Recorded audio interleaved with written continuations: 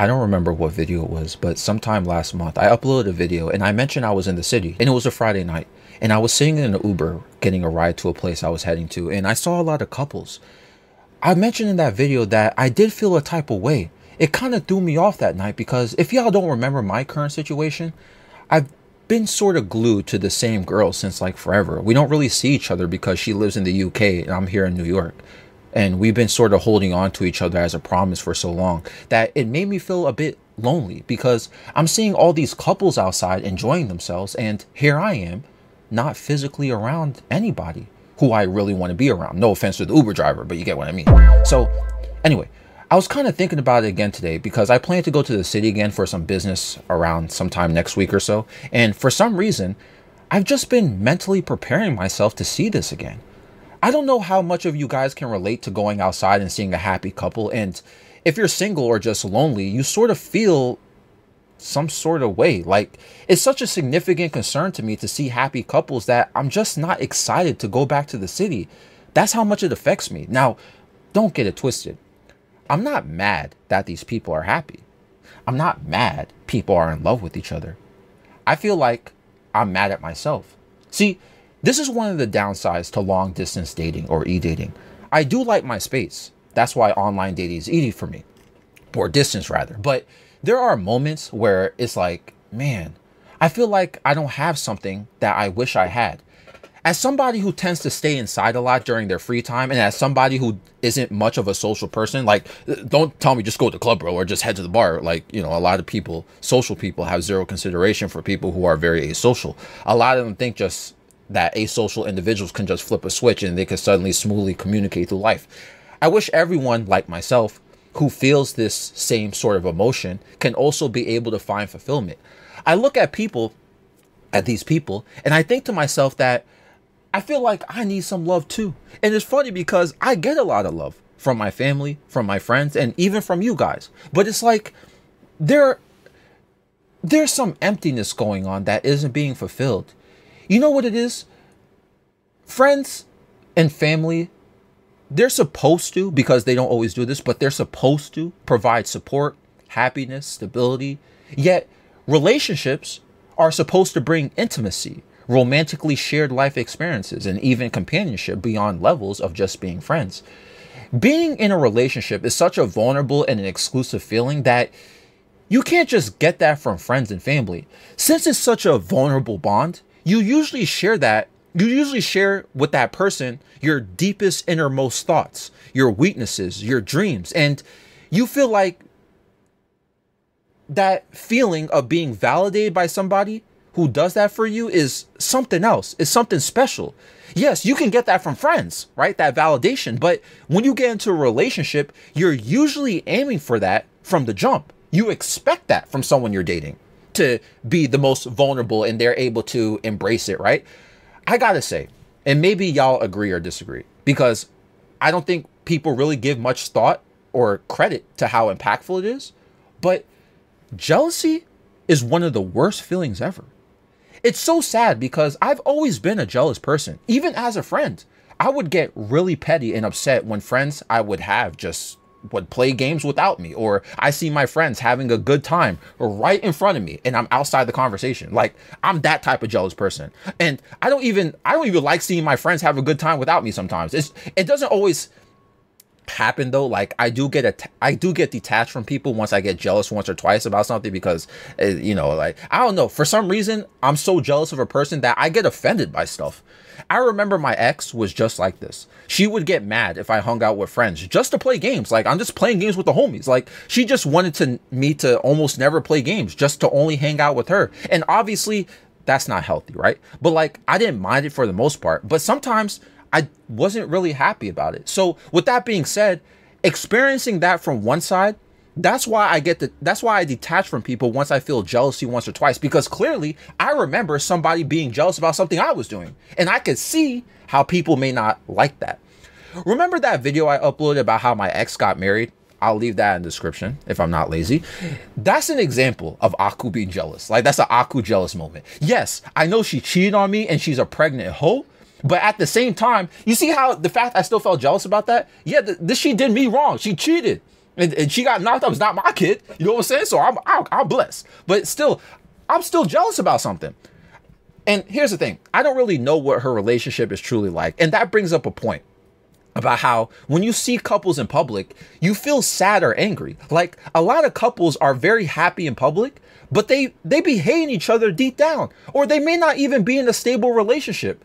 They're just being nice to each other in public because it's a public setting. See, here's the thing. I've never in any of my relationships fought in public, ever, because it's so embarrassing. If I ever get into an argument, we fight it in private. So that's why also, PS, you never see me go on social media and like start talking about how I argue with somebody. You know what I'm saying? Like, so I feel like a lot of couples also share the same consideration. Therefore, well, some people, you know, when they argue with their significant other, they go on Twitter and start subtweeting or something like that. But, you know, that's, people just do that immature crap. But, you know, see, people therefore put up a happy picture up of their relationship, but nobody really knows what's going on. Funny enough, think about how I started this video. I'm talking about a girl I've been intertwined with for quite some time now. I still have the pictures of us on Instagram, but there's stuff going on, like how the distance is kind of hurting me. And that's completely normal of a feeling. And I'm being very transparent. I mean, I'm not going to lie about how I feel. And those who do online dating or e-dating, as somebody who has done it several times and has been in one for quite a while now, you might not be as tolerant as I am. I don't feel lonely that often, even if I don't talk to people for a couple days or more than a week or so, but you might be quick to feel empty yourself. So it may not be for everybody, just throwing the point out there.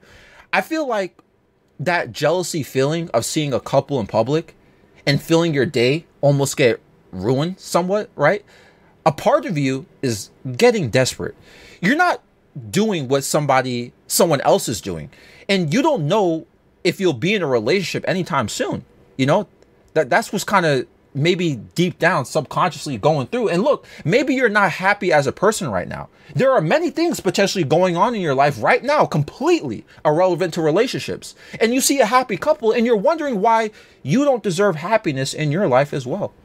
You just see people happy, and it's very easy to assume many other things with it. You can't help it. You see happiness, you perceive happiness. It's not that complicated to understand, right? Of course, you're going to assume it. That's why I'm saying, look, I don't think it's right to be mad at the couple. If you see a couple and they're happy, don't be mad at the couple. I know people out there who do get mad at couples for just existing. I think that's completely wrong because they didn't do anything to you. But okay, I'm going to say something out of fairness here. And y'all going to think this is wild, but hear me out. I'll play the other perspective.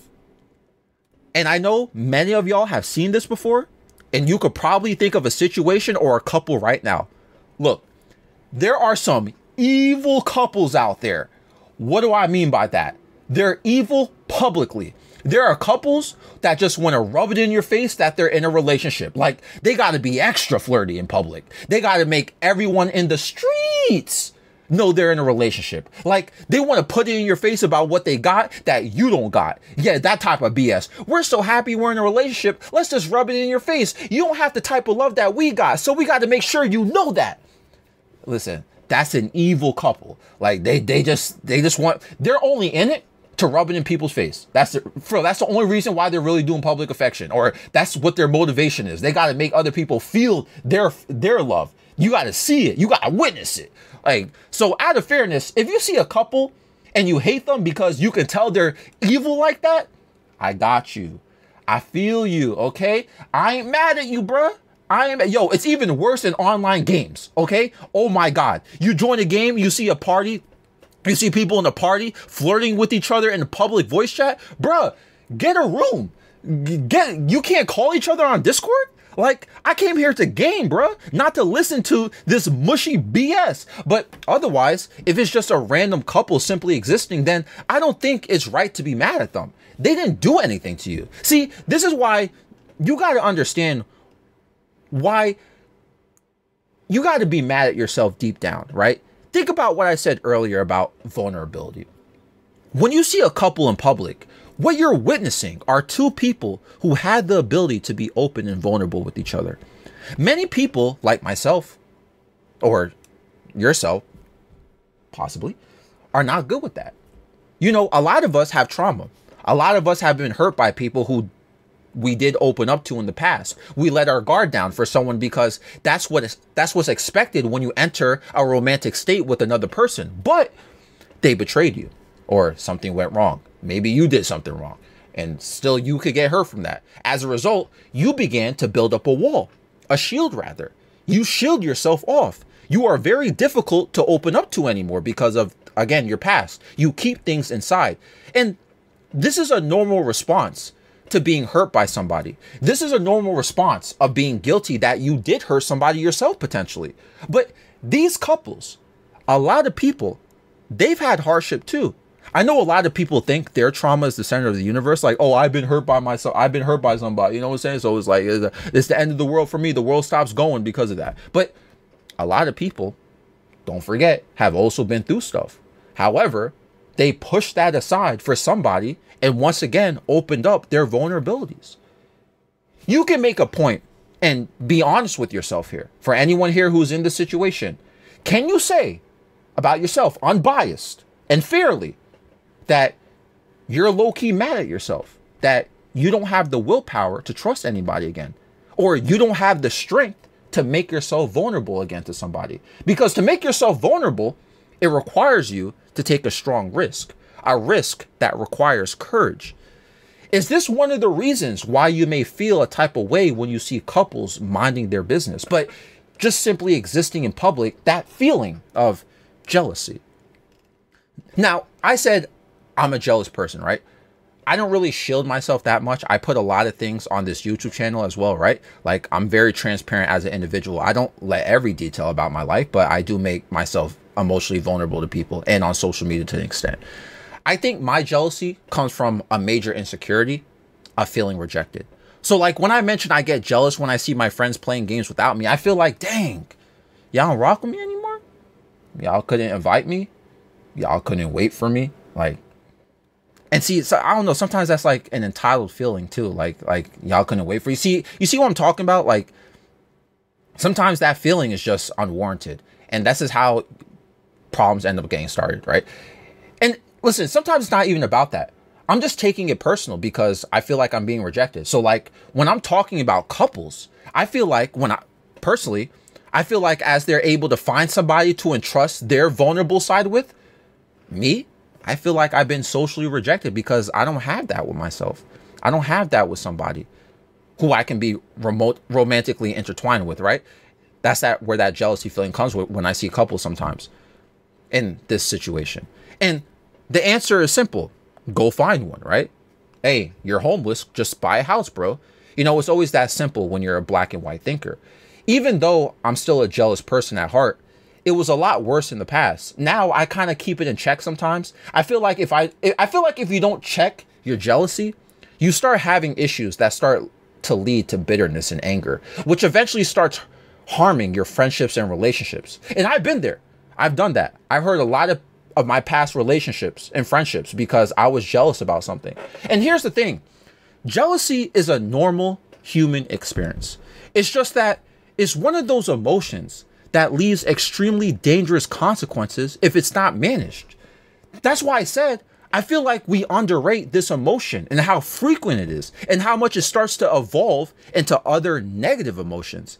I feel like low-key, a lot of people's anger issues are not just anger issues.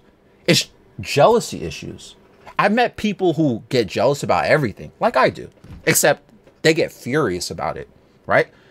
I get sad and sometimes frustrated, but you know, that's another thing. Jealousy leads to another negative emotion, potentially sadness, which might lead to depression because jealousy externalized tends to ruin bonds you have with people because you make a scene because you're jealous. And as a result, you end up being isolated as a person. You see how one thing leads to another? Jealousy is quite the complex emotion. And again, I feel like it's very underrated. We don't really talk about it that much. We just think it's very simple. Oh, you're just jealous, right? But you know, it really leads on to many other things, many other negative emotions in life. And we need to give it more care. Just my opinion and my perspective on it. This episode is found on Spotify and YouTube. Times Square. Nightmare 7 a.m. in the morning though. no surprise. Times Square's you and I under those lights, no disguise. Don't tell me everything you wanted was a lie. All those city lights, it's an endless night. Never expected you to bring me so much life. Close my eyes too long, then it's time to say goodbye. Let's dance all night until the stars don't show glow, till the sunrise, then we go solo, making up for all the times that we were low. Let's make some memories before we do go. Let's dance all night until the stars don't show glow, till the sunrise, then we go solo, making up for all the times that we were low. Let's make some memories before we do go. Caution, wait a moment, keep my heart locked away, it's filled with emotion. Gave the key to you, right in front of you is open. Hey, try your best to not leave it broken. Oh, it's been a while since you know it's frozen.